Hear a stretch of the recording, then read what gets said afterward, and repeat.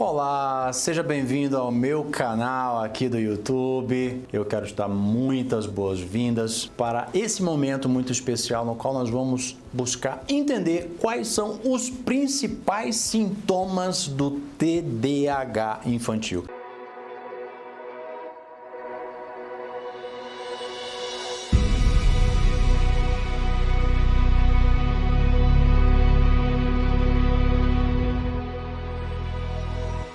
Antes de tudo, a gente precisa entender que o seu filho é aquele príncipe, aquela princesa linda e maravilhoso, e que às vezes você traz dentro de você algumas sensações. Puxa vida, onde foi que eu falhei? Puxa vida, né? Como é que meu filho tem algum transtorno? Meu filho veio com defeito. Eu sei que isso às vezes vem dentro de você. A primeira coisa que eu quero dizer para você é que o seu filho não tem nenhum defeito.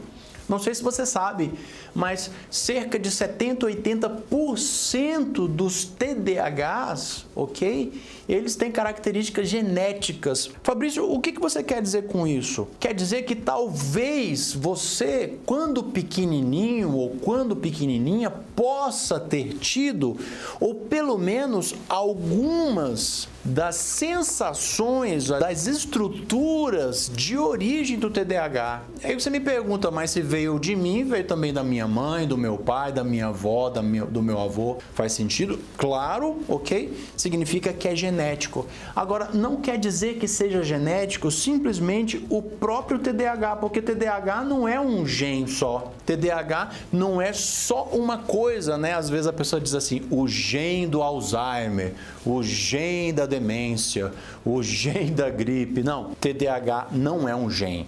Não é uma coisa que esteja localizada num só lugar. Hoje nós temos a consciência de que algumas características neurofísicas estão presentes em algumas crianças que passam pelo transtorno de déficit de atenção e ansiedade. Algumas disfunções em algumas áreas do sistema límbico. O sistema límbico, gente, é o sistema das emoções. E aqui já é super legal a gente entender. Então, TDAH tem a ver com comportamentos, mas TDAH tem a ver com emoções. Isso é muito legal porque no outro vídeo eu vou te trazer a esse entendimento. Porque pode ser que algumas emoções sejam a origem ou estejam nas origens do TDAH. E aqui talvez até você me pergunte, né?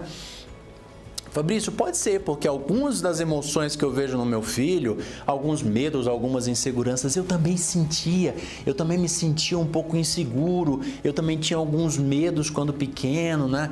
Medo na escola, medo de julgamento, medo que meus pais me deixassem em algum lugar, medo de perdê-los, que eles brigassem, que eles fossem embora, meu pai, minha mãe, medo de que algum deles morresse, medo de que alguma coisa acontecesse e eu ficasse sozinho, desamparado. Vai por mim, tem tudo a ver com isso.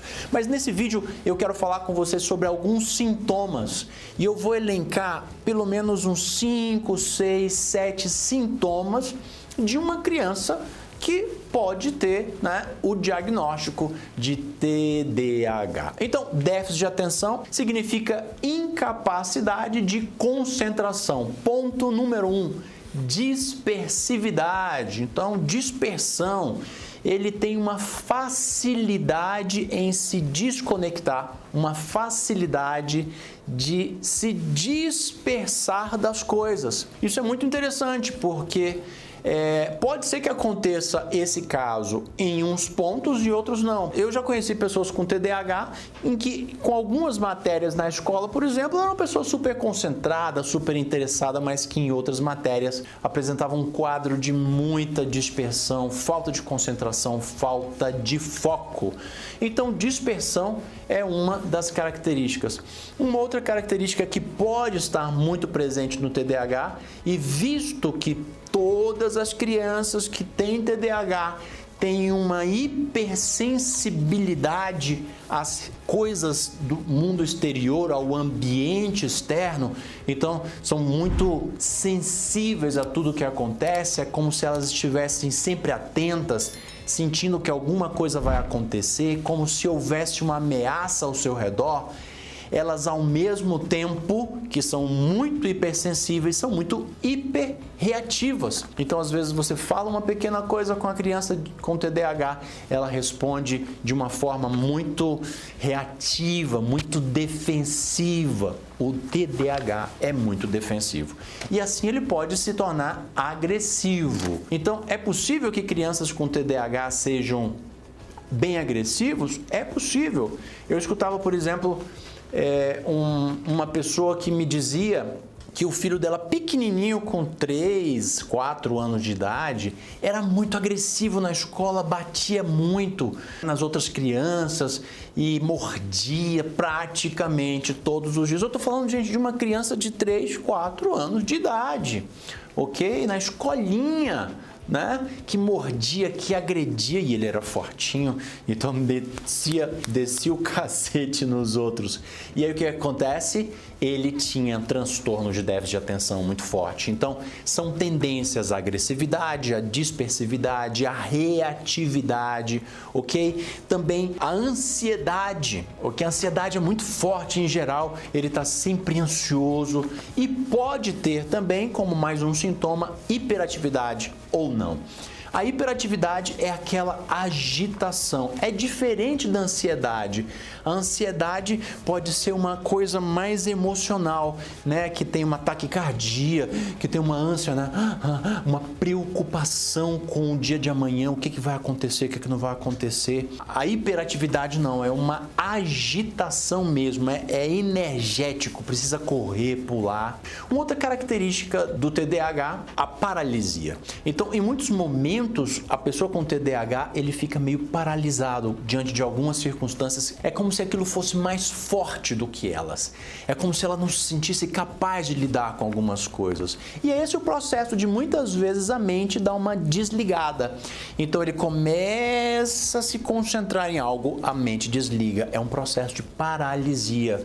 Isso vai acontecer em vários momentos. Em geral, a criança com TDAH, ela tem várias conexões mentais ao mesmo tempo. Então, fica bem atento se isso está acontecendo com seu filho, até mesmo porque esse processo da paralisia, ele também pode acontecer como isolamento, como um fechamento. O que é o isolamento e fechamento? É a paralisia diante de pessoas, não consigo falar com aquelas pessoas, aí eu me isolo, não consigo a tais lugares, aí eu me isolo, não consigo fazer tais tarefas, o que gera, por exemplo, um comportamento de procrastinação. Em geral, a procrastinação está muito presente com as pessoas de TDAH. E o fechamento, para concluir, né, essa interpretação em torno desses sintomas, que geralmente a pessoa com TDAH tende a ser um pouco mais retraída, muito agitada, mas ao mesmo tempo retraída, com uma comunicação mais precária. Ora, tudo isso vai trazer muitos problemas para a criança de TDAH, sobretudo porque dentro do ambiente das relações sociais, ou seja, dos relacionamentos, ela pode ser interpretada como alguém desagradável, né? E pode ser excluída. Isso pode gerar bullying na escola, pode gerar uma série de preocupações para os pais. E é super importante que os pais entendam que tem como ajustar isso. Então, num outro vídeo meu, eu dou algumas dicas sobre como você pode lidar de uma forma um pouco mais objetiva, ok? E também pontual para que algumas dessas coisas, desses sintomas presentes na criança com TDAH melhorem, tá bom? Até o nosso próximo vídeo.